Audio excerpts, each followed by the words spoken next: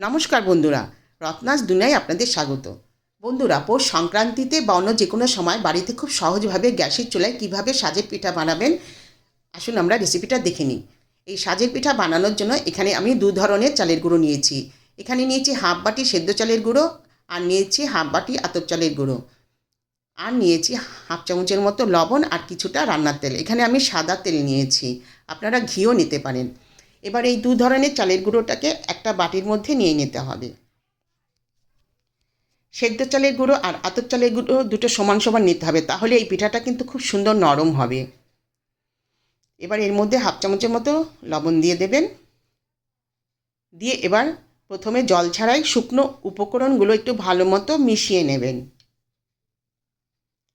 খুব ভালো করে মিশিয়ে নেওয়ার পরে এবার অল্প অল্প জল দেবেন আর ব্যাটারটা গুলতে থাকবেন। একবারে জল দেবেন না, অল্প অল্প জল দেবেন আর ব্যাটারটা গুলতে থাকবেন। এমনভাবে ব্যাটারটা বানাবেন যেন খুব বেশি পাতলা না হয়, আবার খুব বেশি ঘন না হয়। প্রায় 3 থেকে 4 মিনিট ধরে ব্যাটারটাকে খুব ভালো করে ফেটিয়ে নেবেন, যাতে কোনো লাম্পস না থাকে। বন্ধুরা, যেহেতু এখানে আমি হাফ বাটি সেদ্ধ চালের গুঁড়ো নিয়েছি, হাফ বাটি আতপ চালের গুঁড়ো, সব মিলিয়ে আমার 1 বাটি চালের গুঁড়ো হয়েছে, তাই এখানে আমার 1 বাটি জল লেগেছে। এই বাটির 1 বাটি জল লেগেছে। এবার বন্ধুরা, ব্যাটারটাকে 20 মিনিটের মতো ঢাকা দিয়ে রাখতে হবে। ওদিকে গ্যাসের চুলায় মাটির শাঁসটা বসিয়ে প্রায় 5 মিনিট মিডিয়াম হিটে প্রিহিট করে নিতে হবে।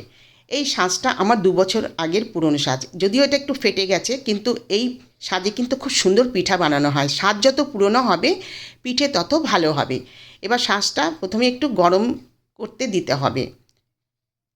এবার যেই ব্যাটারটা বানানো হয়েছিল 20 মিনিট পরে, সেই ব্যাটারটাকে আবার একটু নেড়ে চেড়ে ব্যাটারটাকে একটু গুলিয়ে নিতে হবে।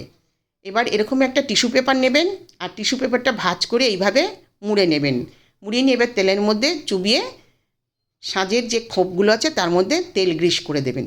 যতবার আপনারা পিঠা বানাবেন ততবার এই সাজে কিন্তু তেল গ্রিস করে দেবেন।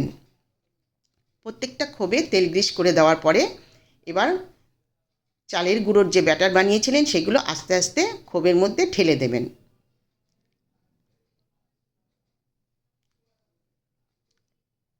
প্রত্যেকটা খোপে এইভাবে ব্যাটার ঢেলে দেওয়ার পরে এবার মিডিয়াম হিটে 4 মিনিটের মতো প্রথমে ঢেকে রাখবেন।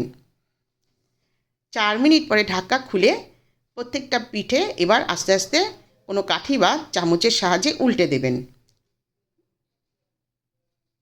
দেখুন বন্ধুরা, কত সহজে সব উল্টে যাচ্ছে। এবার উল্টে দিয়ে আবার সেই খোপের মধ্যে পিঠাগুলো দিয়ে আরও 1 মিনিট রেখে দেবেন। টোটাল এখানে আমার 5 মিনিট লেগেছে এক একটা পিঠার সেট বানাতে। বন্ধুরা, আপনারা যদি নতুন সাজে বানাতে চান তাহলে সাজটাকে প্রথমে গরম জলে ধুয়ে নেবেন, তারপরে শুকিয়ে নেবেন রোদে বা ফ্যানের হাওয়ায়। শুকিয়ে নিয়ে এবার তার গায়ে একটু তেল লাগিয়ে 4 মিনিটের মতো গ্যাসে দিলেই এরকম দেখবেন পুড়ে ননস্টিকের মতো হয়ে গেছে। তারপরে আবার সাজটাকে ভালো করে মুছে পিঠাগুলো বানাবেন। বন্ধুরা, যতবার পিঠা বানাবেন ততবার এই খোপে কিন্তু তেল গ্রিস করে দেবেন আর ব্যাটারটাকে একটু গুলে নেবেন, তারপরে পিঠা বানাবেন। দেখুন বন্ধুরা, কত সুন্দর পিঠাগুলো হয়ে গেছে। এবার সবগুলো তুলে প্লেটের মধ্যে সার্ভ করে দেবেন। নলেন গুড় বা খেজুর গুড় দিয়ে খেতে কিন্তু এই পিঠাগুলো দারুণ লাগে। বন্ধুরা, আপনারা অবশ্যই এইভাবে বানিয়ে বাড়ির সকলকে পরিবেশন করে দেবেন।